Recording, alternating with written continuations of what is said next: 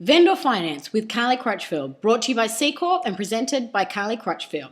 So what I want to do is actually explain vendor finance to you. This is an incredible strategy that can help you buy property and not be limited by how much cash you have up front, whether or not you have a deposit, or whether or not the banks will let you because your deposit isn't big enough.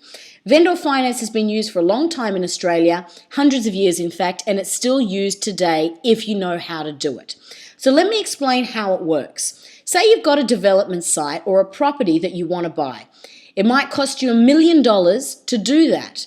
But if you go ahead and buy it, you're also going to make $300,000 profit at the end of the day. Now, to do something like this normally, you would need a deposit of about $300,000 to buy a property for $1 million. If you have that deposit, the bank may then lend you the other $700,000. So the bank's in this case giving you about 70% of the property price, which is kind of normal. The problem is, if you don't have a $300,000 deposit, which let's face it, that's a massive deposit. Not a lot of people are going to have that amount of money. Then you're not going to be able to buy a property like this. Or are you? You see, vendor finance could step in and help this become possible for you. The way you do it is this. Vendor finance the full deposit. Don't save for 20 years or however long it's going to take you to save $300,000. Get vendor finance instead of bank finance. Now, the vendor is just the person selling the property. That's the vendor. So vendor finance means the person selling the property gives you the money to buy the property from them. Now, I know it sounds crazy, but this is how you're going to make it work. I would go to the owner of the property and I would say, listen, I would love to buy this property for you. I see that you're selling it for $1 million, but I don't want to pay you $1 million. I want to pay you $1.1 million. Now, do you reckon you've got their attention? Of course you do. Here's what you say.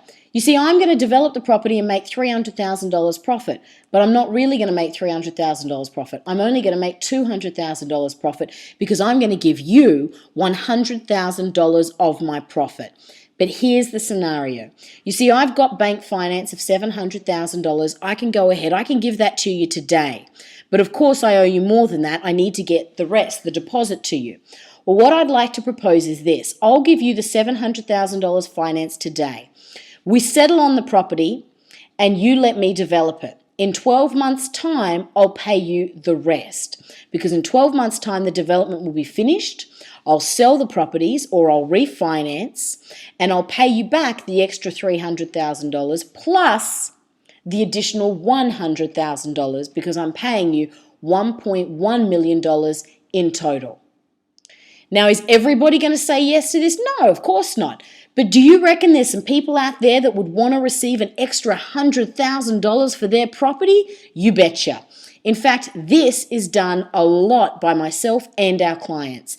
It's not as unusual as you may think. What you've got to make sure is that it's a win-win for both. If they're getting enough extra out of it, or if there's enough of a reason for them to offer you the vendor finance, then of course they're going to say yes. But you've got to make sure you don't give away too much because it still has to be profitable for you. So you're looking for that win-win. Here's a real example where I actually did it. This is a property that I bought, and it's now just one of those standard things I ask is, do you do vendor finance? And sure enough, they said yes. So if they're willing to vendor finance it, why wouldn't I accept their vendor finance? So I said, do you do vendor finance? They said yes, and here's the scenario. I was going to buy the property for $1.5 million, and the bank said I was going to need a deposit of $300,000. That's a big deposit in this case. Now, that's going to take people a long time to save up. Not only that, but if I don't have to put $300,000 in, why would I? So I accepted their term of vendor finance, and they were willing to vendor finance $450,000. What that means is I get just over $1 million from the bank, I get $450,000 from the vendor, and how much money do I have to put in this scenario? Nothing. I don't actually have to get anything out of my own pocket because I've got the vendor finance, I've got the bank finance. Now, at some stage, you're going to have to pay the vendor finance back.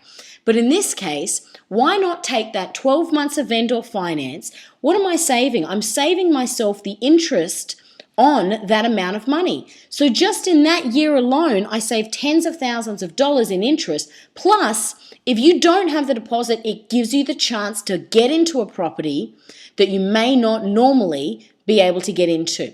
You've got to make sure that you're able to still manage the mortgage. So while it solves the deposit problem, you are still going to have that mortgage in place. Now, in this case, the vendor didn't even want any extra money in return for vendor finance. So while I did pay 1.5, that's actually not any more than what it's worth. In fact, it was worth more than that. So vendor finance is an incredible tool, and you need to make sure you understand it properly if you're going to use it. To find out a lot more about vendor finance, how it works, and how to use it properly, order our free property development DVD. Go to our website, www.cdevelop.com.au, or give us a buzz at the office on 02 9371 4799, or shoot us an email at info@ccorp.com.au, and we can get a free copy of that DVD to you straight away.